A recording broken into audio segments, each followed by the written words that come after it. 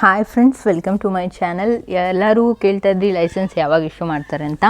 ಆ ಡೇಟ್ನ ಕೂಡ ನಾನು ಇದರಲ್ಲಿ ಹೇಳಿದ್ದೀನಿ. ಪರ್ಟಿಕ್ಯುಲರಾಗಿ ಈ ಒಂದು ವಿಡಿಯೋಗೆ ಅಂದರೆ ಸಂಪೂರ್ಣ ಮಾಹಿತಿ ವಿಡಿಯೋಗೆ ರೀಸೆಂಟಾಗಿ ಕಮೆಂಟ್ ಮಾಡಿದರೆ ಗೌರ್ಮೆಂಟ್ ಜಾಬಾ ಪ್ರೈವೇಟ್ ಜಾಬಾ ಅಂತ ಹೇಳಿ. ಈಗ ಇವತ್ತಿಂದ ಏನು ಅಪ್ಲೈ ಮಾಡೋಕ್ಕೆ ಬಿಟ್ಟಿದ್ದಾರಲ್ಲ ಅದು ಗೌರ್ಮೆಂಟ್ ಜಾಬು. ಇಷ್ಟು ದಿನ ಏನು ಪ್ರೊಸೆಸಿಂಗ್ ನಡೆಯುತ್ತಲ್ಲ ಅದು ಒಂಥರ ಗೌರ್ಮೆಂಟ್ ಅಂಡರ್ ಪ್ರೈವೇಟ್ ಜಾಬ್ ಅಂತಲೇ ಹೇಳ್ಬೋದು. ಬಟ್ ಇವತ್ತಿಂದ ಏನು ನೀವು ಅಪ್ಲೈ ಮಾಡ್ತಿರಲ್ಲ ಅದು ಗೌರ್ಮೆಂಟ್ ಜಾಬ್ ಅಂತ ಹೇಳೋಕ್ಕೆ ಇಷ್ಟಪಡ್ತೀನಿ. ಆಮೇಲೆ ಅಪ್ಲೈ ಮಾಡೋದು ಹೇಗೆ ಅಂತ ಕೇಳಿದ್ರಿ, ದಯವಿಟ್ಟು ಸ್ಟಾರ್ಟಿಂಗ್ ಯಾವುದೇ ನೀವು ಅಪ್ಲೈ ಮಾಡೋಕ್ಕೂ ಸ್ಟಾರ್ಟಿಂಗ್ 3 ದಿನ ಅಪ್ಲೈ ಮಾಡೋಕ್ಕೆ ಹೋಗಬೇಡಿ. ಯಾಕಂದರೆ ಎರರ್ನೆಲ್ಲ ಕ್ಲಿಯರ್ ಮಾಡ್ತಾ ಇರ್ತಾರೆ ಅವರು. ಕೆಲವೊಮ್ಮೆ ಪೇಮೆಂಟು ರೀಚ್ ಆಗಲ್ಲ, ರೀಫಂಡ್ ಆಗುತ್ತೆ, ಆದ್ರೂ ಅದು ರೀಚ್ ಆಗೋದು ಡೌಟ್ ಇದೆ. ಹಾಗಾಗಿ ಫಸ್ಟ್ 3 ಡೇಸ್ ಯಾರೂ ಅಪ್ಲೈ ಮಾಡಬೇಡಿ. 3 ಡೇಸ್ ಇಲ್ಲಾಂದ್ರೂ 1 ಡೇ ಆದರೂ ಕಾಯಿರಿ. ಅಲ್ಲೇನಾದರೂ ಎರರ್ ಇದ್ದರೆ ಅದನ್ನ ಸರಿ ಮಾಡ್ತಾರೆ. ಹೇಗೆ ಅಪ್ಲೋಡ್ ಮಾಡೋದು ಅಂದರೆ ಅಪ್ಲೈ ಮಾಡೋದು ಅನ್ನೋದನ್ನ ನಾನು ವಿಡಿಯೋ ಮಾಡಿ ಹಾಕ್ತೀನಿ. ನಾಳೆ ನಾನು ಅಪ್ಲೈ ಮಾಡೋಕ್ಕೆ ಟ್ರೈ ಮಾಡ್ತೀನಿ. ಏನೂ ಎರರ್ ಇಲ್ಲ ಅಂದರೆ ಹಾಕ್ತೀನಿ. ಮೇಡಮ್, ಈ ಎಕ್ಸಾಮ್ಗೆ ರೆಫರೆನ್ಸ್ ಬುಕ್ ಹೇಳಿ ಅಂತ ಹೇಳಿ ನಾನು ಪ್ರೀವಿಯಸ್ ವಿಡಿಯೋದಲ್ಲೇ ಹೇಳಿದ್ದೀನಿ. ನಾನು ಯಾವುದಕ್ಕೂ ರೆಫರೆನ್ಸ್ ಅಂತ ಓದಲ್ಲ, ಸಿಲೆಬಸ್ನ ಡೀಪಾಗಿ ಓದ್ತೀನಿ. ಅಂದರೆ 4 ಲೆಸನ್ ಓದಿದೆ ಅಂದರೆ ಅದನ್ನು ಡೀಪಾಗಿ, ಈಗ ಅದರಲ್ಲಿ ಒಂದು 10 ಟಾಪಿಕ್ಸ್ ಇದೆ ಅಂದರೆ ನನಗೆ 10 ಟಾಪಿಕ್ಸ್ ಕವರ್ ಮಾಡೋಕ್ಕಾಗುತ್ತೋ ಇಲ್ಲೋ ಗೊತ್ತಿಲ್ಲ. ಸುಮ್ಮನೆ ನೋಡ್ಕೊಳಲ್ಲ. ನಾನು ಓದಿದ್ಮೇಲೆ ಒಂದು 6 ಚಾಪ್ಟರ್ ಓದಿದ್ರು 6 ಚಾಪ್ಟರ್ನ ಕಂಪ್ಲೀಟಾಗಿ ಬೇರೆ ಬೇರೆ ರೆಫರೆನ್ಸ್ ತೊಗೊಂಡು ಬೇರೆ ಆಲ್ಮೋಸ್ಟ್ 10th ಮತ್ತು PU ಬುಕ್ಗಳನ್ನ ಓದಿ ಅಂತ ಹೇಳೋಕ್ಕೆ ಇಷ್ಟಪಡ್ತೀನಿ ಮ್ಯಾಥಮೆಟಿಕ್ಸ್ಗೆ. ಮತ್ತು please upload licence surveyor question paper. ಅಂದರೆ ನನ್ನ ಹತ್ರ ಲೈಸೆನ್ಸ್ ಸರ್ವೇರ್ ಕ್ವಶನ್ ಪೇಪರ್ ಅಂದರೆ ಟ್ರೈನಿಂಗ್ದಿದೆ, ಬಟ್ ಬೇರೆ ಯಾವುದೂ ಇಲ್ಲ. ಯಾಕಂದರೆ ಎಲ್ಲ ಡಿಜಿಟಲಲ್ಲಿ ಎಕ್ಸಾಮ್ ನಡೆದಿರೋದು, ಅಂದರೆ ಕಂಪ್ಯೂಟ್ರಲ್ಲಿ ಎಕ್ಸಾಮ್ ನಡೆದಿರೋದು. ಯಾರ ಹತ್ರನೂ ಹಾರ್ಡ್ ಕಾಪಿ ಯಾವುದೂ ಕ್ವಶನ್ ಪೇಪರ್ಸ್ ಇಲ್ಲ. ನಾನು ಆಲ್ರೆಡಿ ವಿಚಾರಿಸಿದ್ದೀನಿ ಎಲ್ಲರನ್ನೂ, ಕ್ವಶನ್ ಪೇಪರ್ಸ್ ಇದೆಯಾ ಸರ್ ಅಂತ ಹೇಳಿ. ಯಾರ ಹತ್ರನೂ ಇಲ್ಲ. ಹಾಗಾಗಿ ಕ್ವಶನ್ ಪೇಪರ್ಸ್ ನನಗೂ ಇಲ್ಲ. ಬಟ್ ಅನುಬಂಧ 1, 2, 3, 4 ಅಂತ ಇದೆ. ಅದು ಯಾರಿಗಾದ್ರೂ ಬೇಕಾದರೆ ಯಾವುದೋ ಒಂದು ಪ್ರೀವಿಯಸ್ ವಿಡಿಯೋದಲ್ಲಿ ಹೇಳಿದ್ದೀನಿ, ಡೌನ್ಲೋಡ್ ಮಾಡ್ಕೊಳ್ಳಿ. ಕ್ವಶನ್ ಪೇಪರ್ ಬಗ್ಗೆ ಇಷ್ಟ ಆಯಿತು. ಸ್ಟಡಿ ಪ್ಲ್ಯಾನ್ ಬಗ್ಗೆ ಒಂದು ವಿಡಿಯೋ ಮಾಡಿ. ಸ್ಟಡಿ ಪ್ಲ್ಯಾನ್ ಬಗ್ಗೆ ಒಂದು ಪರ್ಟಿಕ್ಯುಲರಾಗಿ ವಿಡಿಯೋ ಮಾಡೋವಂಥ ಅವಶ್ಯಕತೆಯೇ ಏನಿಲ್ಲ. ಈಗ ನಾವು ಏನು ಮಾಡಿದ್ರೂ ಓಡುತ್ತೆ ಅನ್ನೋ ನಿಟ್ಟಿನಲ್ಲಿ ನಾವು ಏನೇನೋ ಹೇಳಿದ್ರೆ ಅದು ಸರಿ ಹೋಗಲ್ಲ. ನಾನು ಇರೋದನ್ನೇ ಸಿಂಪಲ್ಲಾಗಿ ಶಾರ್ಟಾಗಿ ಹೇಳ್ತೀನಿ. ಯಾವುದಾದ್ರೂ ಒಂದು ಸಬ್ಜೆಕ್ಟ್ ಅಂತ ತೊಗೊಂಡ್ರೆ ಅದನ್ನು ಡೀಪಾಗಿ ಓದಿ. ಒಂದು ಲೆಸನ್ ಓದಿದ್ರು ಅದನ್ನು ಡೀಪಾಗಿ ಓದಿ. ಮತ್ತು ಮೆಂಟಲ್ ಎಬಿಲಿಟಿ ಯಾರೋ ಕೇಳಿದ್ರಿ, ಜನರಲ್ ಪೇಪರಲ್ಲಿ ಮೆಂಟಲ್ ಎಬಿಲಿಟಿ ಇರುತ್ತಾ ಅಂತ. ಇದೆ, ಅದಕ್ಕೆ ನಾನು ನಿಮಗೆ ಈ ವಿಡಿಯೋದಲ್ಲಿ ಪ್ರೂಫ್ ಕೂಡ ತೋರಿಸಿದ್ದೀನಿ. ಇರುತ್ತೆ ಮೆಂಟಲ್ ಎಬಿಲಿಟಿ ಅನ್ನೋದಕ್ಕೆ. ಅನುಬಂಧ 1, 2, 3ನ ಡೌನ್ಲೋಡ್ ಮಾಡಿಕೊಂಡು ಅದಕ್ಕೆ ರಿಲೇಟೆಡ್ ಆಗಿರುವಂತಹ ಟಾಪಿಕ್ಸ್ನ ಓದಿ. ಅಂದರೆ ಒಂದು ಲೆಸನ್ಸ್ ಅಂತ ಇವಾಗ ಯಾವುದೋ ಒಂದು ಕ್ವಶನ್, ಒಂದು ಏನು ಈಗ ನಿಮ್ನ ದರ್ಪಣ ಪಿನ್ನ ದರ್ಪಣ ಅಂತ ಕೇಳಿರ್ತಾರೆ ಅಂದ್ಕೊಳ್ಳಿ, ಲೆನ್ಸ್ ಬಗ್ಗೆ ಕೇಳಿರ್ತಾರೆ. You read full lens lesson ಪೂರ್ತಿ ಕಂಪ್ಲೀಟಾಗಿ ನೀವು ಅದನ್ನು ಓದ್ಕೋಬೇಕು ಆ ಟಾಪಿಕ್ನ. ಅಲ್ಲಿ ಏನು ಬೇಕಾದರೂ ಅವ್ರು ಕ್ವಶನ್ ರೈಸ್ ಮಾಡ್ಬೋದು ಅಂತ ಹೇಳಿ. ಫಸ್ಟ್ ಪೇಪರಲ್ಲಿ ಮೀನ್ಸ್ ಜನರಲ್ ಪೇಪರಲ್ಲೂ ಆ್ಯಪ್ಟಿಟ್ಯೂಡ್ ಆರ್ ಮೆಂಟಲ್ ಎಬಿಲಿಟಿ ಇರುತ್ತಾ? ಅಫ್ಕೋರ್ಸ್ ಇರುತ್ತೆ, ಕ್ವಶನ್ಸ್ ಇರುತ್ತಾ? ಕೇಳಿದರೆ ಎಷ್ಟು ಕ್ವಶನ್ಸ್ ಕೇಳ್ಬೋದು. ಮೆಂಟಲ್ ಎಬಿಲಿಟಿ ಮೇಲೆ ಅಫ್ಕೋರ್ಸ್ ಯಾವಾಗ್ಲೂ 25 to 30% ಎಲ್ಲ ಎಕ್ಸಾಮಲ್ಲೂ, ಮೀನ್ಸ್ ಇವಾಗ VA ಇರುತ್ತಲ್ಲ ಅದಕ್ಕೂ ಸೇಮ್ ಆ ರೀತಿ ಕೇಳ್ತಾರೆ. 25 to 30% ಮೆಂಟಲ್ ಎಬಿಲಿಟಿಗೆ ಇದ್ದೇ ಇರುತ್ತೆ ಚಾನ್ಸಸ್ಸು. ಲೈಸೆನ್ಸ್ ಯಾವಾಗ ಕೊಡ್ತಾರೆ ಅಂತ ಕೇಳಿದ್ದೀರಾ, ಅದಕ್ಕೆ ನಾನು ಮುಂದೆ ಒಂದು ಕ್ಲಿಪ್ಪಲ್ಲಿ ಆನ್ಸರ್ ಹೇಳ್ತೀನಿ.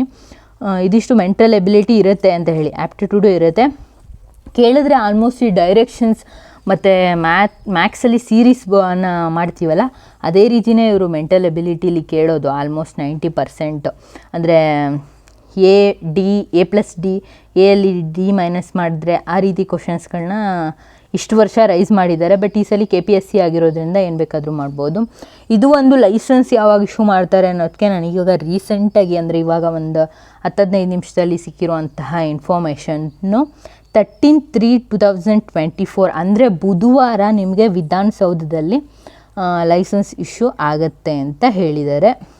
ಇದಿಷ್ಟು ಈಗ ಲೈಸೆನ್ಸ್ ಬಗ್ಗೆ ಸಿಕ್ಕಿರುವಂತಹ ಮಾಹಿತಿ.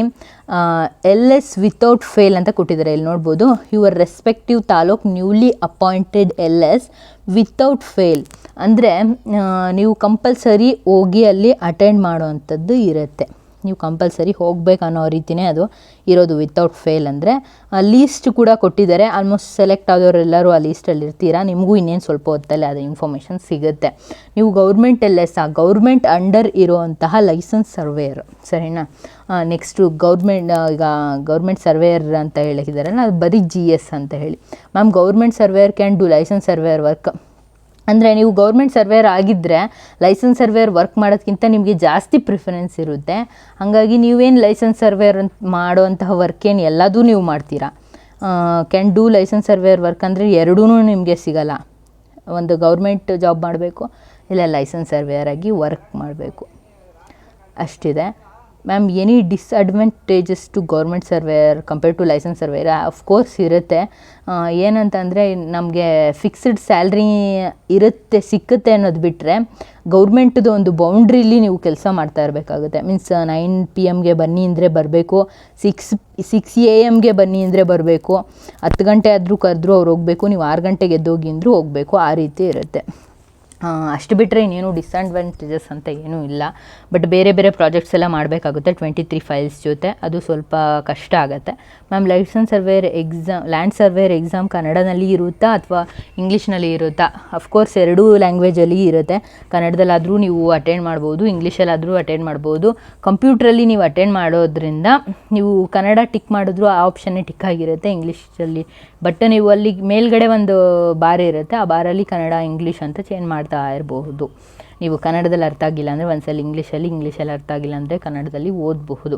ಮ್ಯಾಮ್ ಕಮಿಷನರ್ ಆಫೀಸ್ ನಂಬರ್ ಇದ್ದರೆ ಸೆಂಡ್ ಮಾಡಿ. ನಾನು ಪ್ರತಿಯೊಂದೊಂದು ವಿಡಿಯೋದಲ್ಲಿ ಹೇಳ್ತಿರ್ತೀನಿ, ನೋಟಿಫಿಕೇಷನ್ ಟಾಪಲ್ಲಿ ಇರುತ್ತೆ. ಅಂದರೆ ನಿಮ್ಗೆ ಏನೇ ಒಂದು ನೋಟಿಫಿಕೇಷನ್ ಸಿಕ್ಕಿರಲಿ ಅದರ ಟಾಪಲ್ಲಿ ಇರುತ್ತೆ ಅಂತ ನಾನು ಎಷ್ಟೋ ವಿಡಿಯೋದಲ್ಲಿ ಹೇಳಿದ್ದೀನಿ. ತುಂಬ ಜನ ಕಮಿಷನರ್ ಆಫೀಸ್ ನಂಬರ್ ಕೇಳಿದ್ದೀರಾ.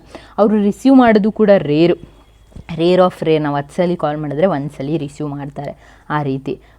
ಇಲ್ಲಿದೆ ನೋಡಿ ನಂಬರು. ಈ ರೀತಿ ಯಾವುದೇ ಒಂದು ನೋಟಿಫಿಕೇಷನಲ್ಲಿ ಮೇಲುಗಡೆ, ಅಂದರೆ ಈ ಜಾಬ್ಗಂತ ಅಲ್ಲ, ನೀವು ಯಾವುದೇ ಜಾಬ್ನ ಅಪ್ಲೈ ಮಾಡಿದ್ರು ಅಲ್ಲಿ ನಿಮಗೆ ಒಂದು ದೂರವಾಣಿ ಸಂಖ್ಯೆ ಅಂತ ಕಂಪಲ್ಸರಿ ಕೊಟ್ಟಿರ್ತಾರೆ, ಆ ಡಿಪಾರ್ಟ್ಮೆಂಟಿಗೆ ಕೊಟ್ಟಿರ್ತಾರೆ.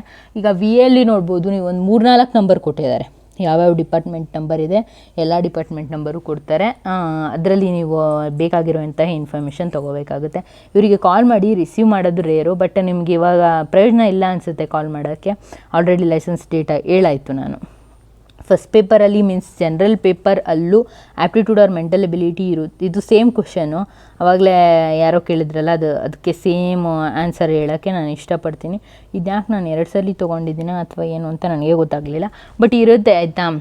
ಮತ್ತು ನೀವು ಯಾವ ರೀತಿ ಕ್ವಶನ್ಗಳನ್ನ ನಮಗೆ ಕೇಳಿದ್ರು ಅಂತಂದರೆ ಜಾಸ್ತಿ ಈ ಬಾಕ್ಸ್ ಟೈಪು, ಅಂದರೆ ನಾನು ಇವತ್ತು ಮೊನ್ನೆ ಕಮ್ಯುನಿಟಿ ಪೋಸ್ಟಲ್ಲಿ ಹಾಕಿದ್ದೀನಿ ನೋಡಿ, ಆ ರೀತಿ ಕ್ವಶನ್ಸ್ಗಳನ್ನ ಕೇಳ್ತಾರೆ. ಓಕೆನಾ. ಈಗ ನೋಡ್ಬೋದು ನೀವು ಇಲ್ಲಿ ಒಂದು ಮಾಡೆಲ್ ಪೇಪರ್ ಸಾಮಾನ್ಯ ಪತ್ರಿಕೆ ಅಂತೇಳಿ, ಇದು ಅನುಬಂಧ 1, 2, 3 ಅಂತ ಇರುತ್ತೆ. ಅದರಲ್ಲಿ ಡೌನ್ಲೋಡ್ ಮಾಡ್ಕೊಂಡಿರೋದು ನಾನಿದು. ಇದು ನಿಮಗೂ ಸಿಗುತ್ತೆ. ನಾನು ಯಾವುದೋ ಒಂದು ವಿಡಿಯೋದಲ್ಲಿ ಹೇಳಿದ್ದೀನಿ ಹೇಗೆ ಡೌನ್ಲೋಡ್ ಮಾಡೋದು ಅಂತೇಳಿ. ಇದನ್ನು ಡೌನ್ಲೋಡ್ ಮಾಡಿ ನೋಡಿಲಿ. ನಾನು ಹೇಳಿದ್ನಲ್ಲ ಈ ಥರ ಬಾಕ್ಸ್, ಇದನ್ನೇ ನಾನು ಕಮ್ಯುನಿಟಿ ಪೋಸ್ಟ್ಗೆ ಹಾಕಿರೋದು. ಈ ರೀತಿ ಒಂದು ಕ್ವಶನ್ ಕೇಳ್ತಾರೆ. ಆಲ್ಮೋಸ್ಟ್ ಸೈನ್ಸ್ ಬೇಸಿಕ್ ಮೇಲೇ ಇರುತ್ತೆ. ಸೈನ್ಸಲ್ಲಿ ಜನರಲ್ ಆಗಿ ಕೇಳ್ತಾರೆ, ಆ ರೀತಿ. ಇದು ಅನುಬಂಧ 1 ಅಂತ ಹೇಳಿ, ಇದು ಮಾಡೆಲ್ ಪೇಪರ್ 1 ಜನರಲ್ ಹೇಗಿರುತ್ತೆ ಅಂತ ಹೇಳೋಕ್ಕೆ. ಮತ್ತು ಸ್ಪೆಸಿಫಿಕ್ ಪೇಪರ್ಗಳು ಇದೆ, ನೀವು ಡೌನ್ಲೋಡ್ ನೋಡ್ಕೊಂಡು ಓದ್ಕೊಳ್ಳಿ ಅದೇ ರೀತಿ ಅಂತ ಹೇಳೋಕ್ಕೆ ಇಷ್ಟಪಡ್ತೀನಿ. ಪೇಪರ್ 1 ಮತ್ತು ಪೇಪರ್ 2 ಅಲ್ಲಿ ಕ್ವಶನ್ಸ್ ಎಷ್ಟು ಇರುತ್ತೆ? 16 ಲೀಟರ್ಸ್. ಓಕೆ.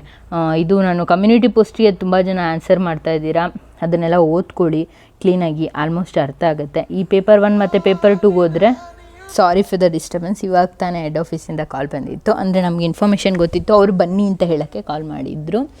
ನಾನು ಏನು ಹೇಳ್ತಾ ಇದ್ದೆ, ಅದೇ ಪೇಪರ್ 1 ಪೇಪರ್ 2 ಬಗ್ಗೆ ಮಾತಾಡ್ತಾ ಇದ್ದೆ, ಯಾವ ರೀತಿ ಕ್ವಶನ್ಸ್ಗಳನ್ನ ಕೇಳ್ತಾರೆ ಅಂತ ಹೇಳಿ.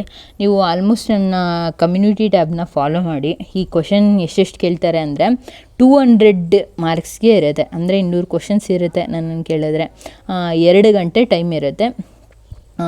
2 ಪೇಪರ್ ಸೇಮ್ ಅದೇ ರೀತಿ ಇದೆ. ಈ KPSC ಆಗಿರೋದ್ರಿಂದ ಆದಷ್ಟು ನೀವು KPSC C ಗ್ರೂಪ್ ಕ್ವಶನ್ಸ್ ಅಂತ ಹೇಳಿ ಆನ್ಲೈನಲ್ಲಿ ಚೆಕ್ ಮಾಡಿ ಆ ರೀತಿ ಓದ್ಕೊಳ್ಳಿ. ಓಕೆನಾ madam? Government surveyor exam computer based ಇರುತ್ತಾ, ಆಫ್ಲೈನ್ ಇರುತ್ತಾ? ಆಫ್ಲೈನ್ ಇರೋಲ್ಲ.